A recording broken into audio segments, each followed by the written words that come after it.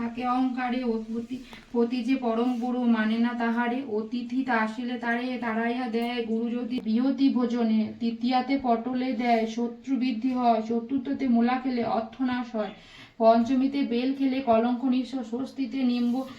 পশুজনী পায়, সপ্তমীতে তাল খেলে দেহ নাশ হয়, নারকেলে খেলে মুখ্য হয়, অষ্টমীতে অলাভ গোমাংস তুল্য হয়, নবমীতে বাঁচে যাবে বলো তোমার তার দুঃখ হেতি কাঁদে মোর প্রাণ, নারদের বাক্য শুনি উপদিত মনে বিদায় করিল তারে মধুর বচনে, আপনার স্থানে তবে যাও ঋষিবর, প্রতিকার দিও চেষ্টা আমি করিব শুনিয়া নারদ ঋষি আনন্দিত হইল, লক্ষ্মী নারায়ণের নামে প্রস্তার করিল, অতএব লক্ষ্মী দেবী চিন্তা করি মনে জিজ্ঞাসিল শ্রীহরি শনিষ্ঠ বদনে, মানবের দুঃখে শুনি হিয়া ফেটে যায়, বল প্রভু তবে আমি কি করি উপায়, উপদেশ দিয়া রক্ষা করি নরবনে, দয়াময় দয়া করি বাঁচিও সংগমন, তোমার ব্রতবাসীগণ এই রূপে ক্রমে ক্রমে নব নারীগণ করিবে সকলে তব ব্রতেরও পালন, শ্রীহরির আজ্ঞা লক্ষ্মী আনন্দিত হলো, ছদ্মবেশে ধরি দেবী মত্ত ভূমে এলো, বিধব নগরে গিয়া হইল উপনীতি, দেখিয়া শুনিয়া হইল বড় স্তম্ভিতি, বিদর্ভে অধিপতি ধনেশ্বর রায়, ধনেশ্বরে পূর্ণ ছিল তাহারও আলো, সোনার সংসার তার নাহি হিংসায় প্রজারে পালিত সে, পুত্র নির্বিশেষ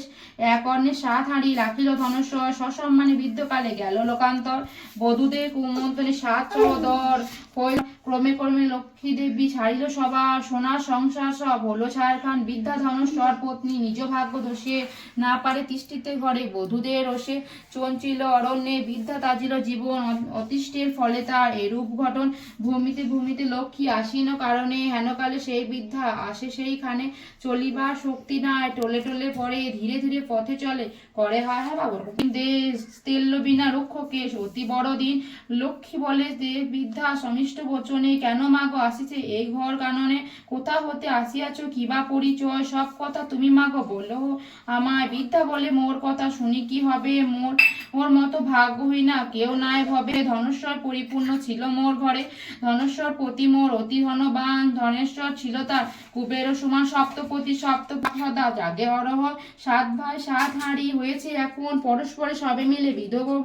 বিবাদে মগন, 7 বধূ 7 আর মাগো আমারে না মানে, অপরন্ত বিধে মরে দীক্ষ বাক্য মানে, বধূগণ বধূদের লক্ষ্মীর কৃপায় তার দূর হয়ে যাবে, এই বলি লক্ষ্মী দেবী নিজ মূর্তি ধরি, বৃদ্ধা সমক্ষে দেখিয়া দীন কৃপা করি, লক্ষ্মী মূর্তি দেখি বৃদ্ধা চরণে পড়িল, আশীর্বাদ করি লক্ষ্মী অন্তর্ধান হইল, অতঃপর আসি বৃদ্ধা আপন ভুবনে, লক্ষ্মীর ব্রতের কথা বলি বধূগণে, কাননে যে রূপে আমি তার চিররুগ্ন অক্ষম অর্জনে, ভিক্ষা করি পায় যা খায় 2 জনে, ব্রতের কাহিনী শুনি করিও মন, লক্ষ্মীব্রত যথাবিধ করিবে পালন, গৃহে ফিরে সেই নারী লক্ষ্মীব্রত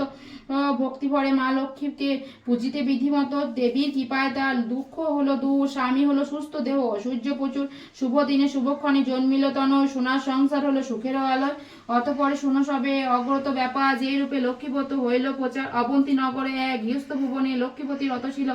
যত ক্রয় গুণে সহসা তথায় বনি, গাছিল ব্রত দেখি নারীগণে, জিজ্ঞাসা করিল বামা বলে সনবনী নন্দন, এ ব্রত করিলে গিয়ে হয় ধনজন, ইহা শুনি সদাগণে বলে অহংকারে, দীন দুঃখী যারা আছে সে পূজা উপারে, ধনজন সুখভোগ যার কিছু সম্ভবে, সকলে আমার কাছে আছে কিবা হবে, কপালে না থাকে যদি লক্ষ্মী দেবে ধন, কথা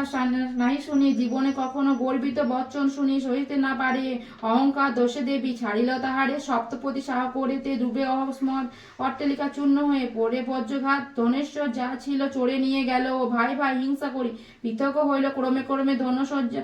হয় সবাকার, খোদায় জ্বালায় সবে করে হাহাকার, বৃক্ষতলে বসি কান্দি সাধুর নন্দন, কি পাপে বিধাতা মোরে করিল এমন, প্রসন্ন হইয়া লক্ষ্মী উপজিত দয়া, অবন্তী নগর শেষে আনে ঘুরাইয়া, লক্ষ্মীব্রত করে সে বা সববামাগণ, স্মরণ হইল তার পূর্ব বিবর্তন, বুঝিল তখন কি পড়িল বিপাকে, অহংকার দোষে লক্ষ্মী ছাড়িলে তারে, জোর হাতে ভক্তি ভরে হয়ে একমত করিছে লক্ষ্মীর শ্রুতি, বণিক নন্দন ক্ষমা দেবী এত দাসী অপরাধ যত, তোমারে করিও হেলা দুর্দশাতে তত, অজ্ঞান অধম আমি গরম মোরে দয়া পড়িতেছে বিপাকে মাগো দেহ পদছায়া, এই রূপ নানা শ্রুতি করি সদাগর, লক্ষ্মীরে প্রণামিত গেল আপনার ঘর, বধূগণে ডাকি বলে লক্ষ্মীব্রত বধূগণে লক্ষ্মীব্রত করে, পূজা শেষে ভক্ত কথা পড়ি ভক্তগণে ব্রতের ফলে লক্ষ্মী দেবী প্রসন্না হইল, কৃপা করি বণিকের বিঘ্ন দূর করিল। লক্ষ্মীব্রত যেই জন করে এক মনে, দেবীর কৃপায় তার লাভ দিনে দিনে। লক্ষ্মীব্রতে এক কথা সমাপ্ত হইল, মনের আনন্দ সবে হরি হরি বল, হরি বল, হরি বল।